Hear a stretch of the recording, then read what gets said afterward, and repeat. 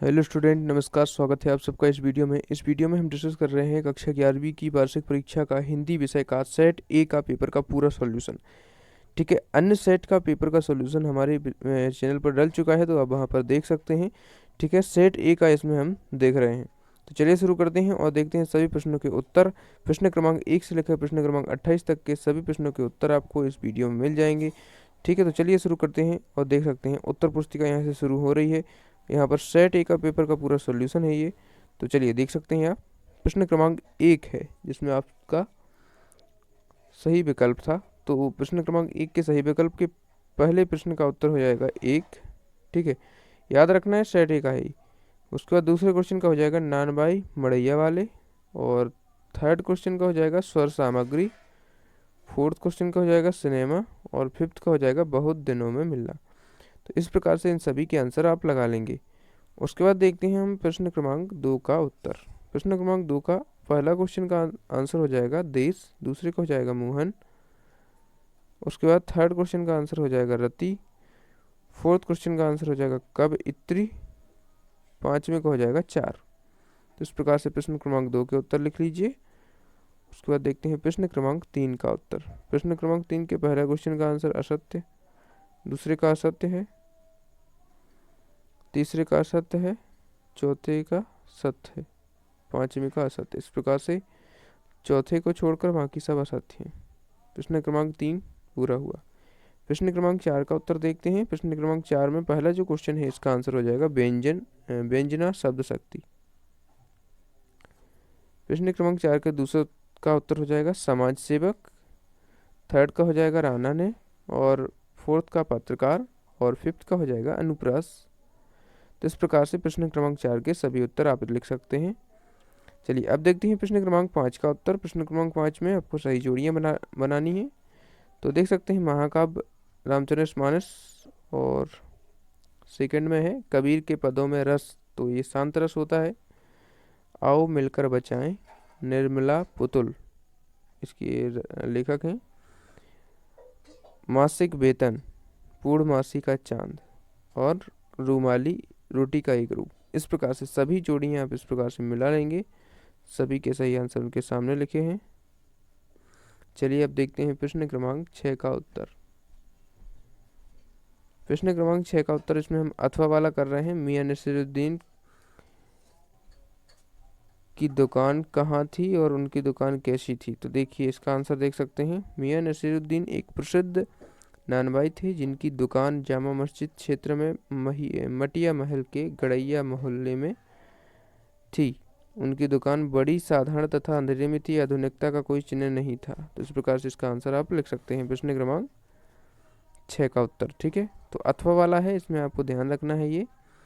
उसके बाद देखते हैं प्रश्न क्रमांक 7 का उत्तर।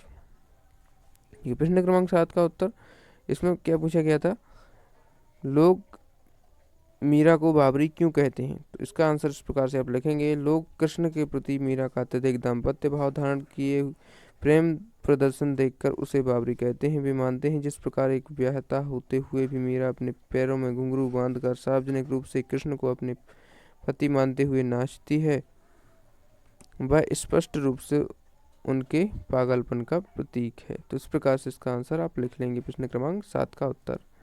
हेलो बच्चों, पढ़ाई में डाउट आते हैं? घबराइए मत, सबका सलूशन है डाउटनेट। बच्चों, आप किसी भी सवाल में अटक गए हो या आपसे सॉल्व नहीं हो पा रहा है, बस आपको उस क्वेश्चन का फोटो लेना है, क्वेश्चन को क्रॉप करना है और 5 सेकंड के अंदर अंदर आपको उस क्वेश्चन का वीडियो सोल्यूशन मिल जाएगा।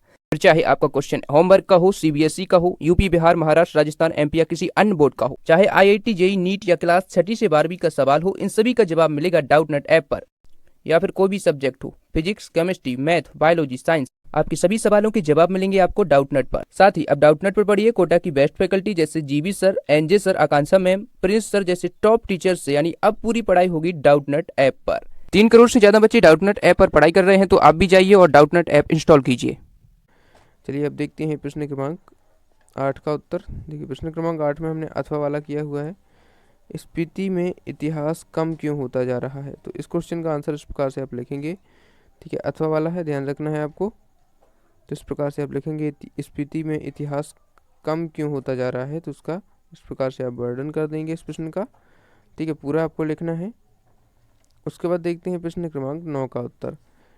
ठीक है, तो प्रश्न क्रमांक 9 आगे है, पहले 10 लिखा है तो आप 10 लिख लीजिए, उसके बाद 9, या फिर ऐसा कर लीजिए, पहले 9 को लिख लीजिए उसके बाद 10 को। तो चलिए देखते हैं, प्रश्न क्रमांक 10 में पूछा गया था शास्त्रीय और चित्रपट संगीत में अंतर। तो देखिए कोई दो लिख सकते हैं आप, शास्त्रीय और चित्रपट संगीत। यहाँ पर आपको लिखना है गान पान की प्रधानता, यहाँ पर रागों की प्रधानता, यहाँ पर जल दलय चपलता मुख्य गुणधर्म है, यहाँ पर गंभीरता स्थायी भाव है, आधे तालों का उपयोग किया जाता है, यहाँ पर ताल परिष्कृत रूप में पाया जाता है।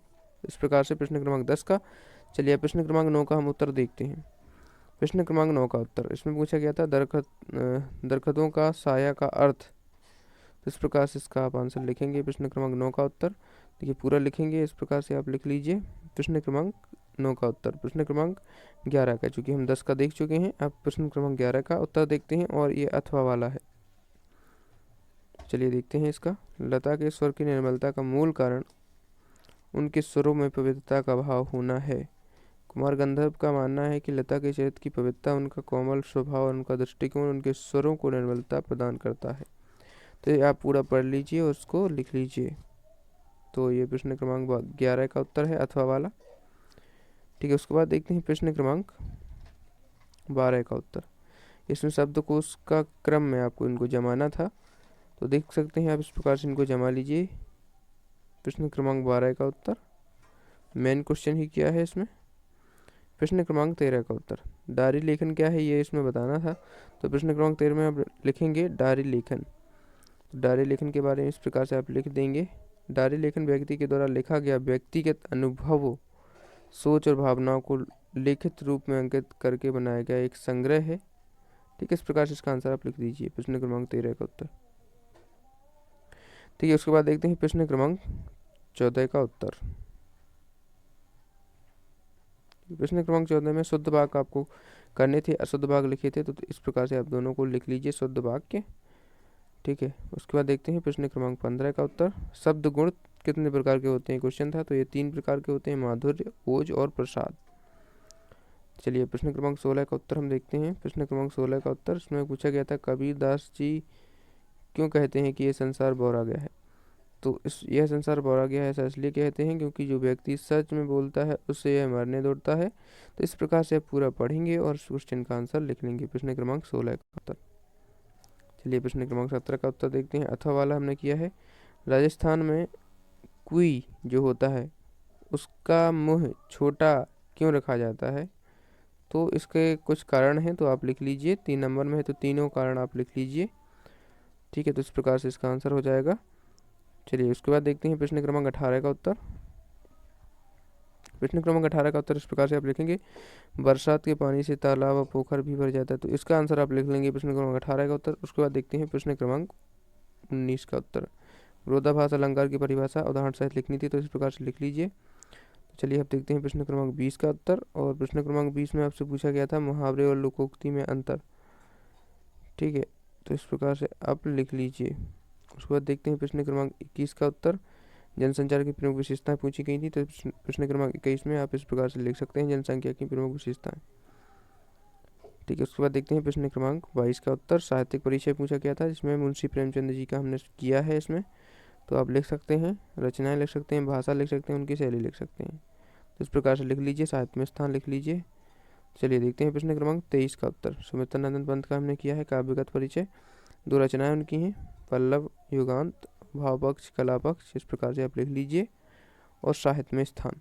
चलिए देखते हैं नेक्स्ट क्वेश्चन का आंसर। प्रश्न क्रमांक 24 का गद्यांश गलता लोहा। ठीक है, जो गद्यांश का व्याख्या सहित संदर्भ प्रसंग है, तो इस प्रकार से आप इसमें से छांट के लिख लेंगे संदर्भ प्रसंग और ये व्याख्या आप लिख लेंगे। तो चलिए ये हो गया आपका। उसके बाद देखते हैं प्रश्न क्रमांक 25 का उत्तर। इसमें पद्यांश की व्याख्या करनी है, तो इस प्रकार से आप कर सकते हैं। ठीक है, प्रसंग संदर्भ और व्याख्या काव्य सुंदर भी आप लिख सकते हैं। ठीक है, इस प्रकार से हो गया। उसके बाद देखते हैं प्रश्न क्रमांक 26 का उत्तर। साहित्य और समाज। आपका ये आपको एक अपठित बोध दिया गया था जिसका शीर्षक लिखना था। ठीक है, इस प्रकार क्वेश्चन का आंसर और ये आप लिख दीजिए इसका सारांश। प्रश्न क्रमांक 27 देखिए, प्रश्न क्रमांक 27 का अथवा वाला हम कर रहे हैं। वाद प्रतियोगिता में मित्र को बधाई पत्र। तो ये आपको डिस्क्रिप्शन बॉक्स में एक लिंक मिलेगी, इसकी वाद विवाद प्रतियोगिता की वीडियो की, तो आप इस वीडियो को देखना। तो इस वीडियो में आपका ये पत्र पहले से हमने एक वीडियो बना के रखा है, तो इस वीडियो में आपको ये वाला क्वेश्चन मिल जाएगा। तो चलिए इसका इस प्रकार से आप लिख लेंगे। उसके बाद देखते हैं प्रश्न क्रमांक 28 का उत्तर। प्रश्न क्रमांक 28 में विज्ञान के चमत्कार का निबंध की वीडियो हमने डाल रखी है, तो आप वो देख सकते हैं। और अन्य कोई आप लिख सकते हैं तो आप निबंध से लिख सकते हैं। तो चल इस प्रकार से आप पूरा पेपर सॉल्व कर लीजिए। Thanks for watching. अभी तक सब्सक्राइब नहीं किया तो कर लीजिए। बाकी के सब्जेक्ट के पेपर चैनल प्लेलिस्ट के माध्यम से देख सकते हैं। Thanks for watching again.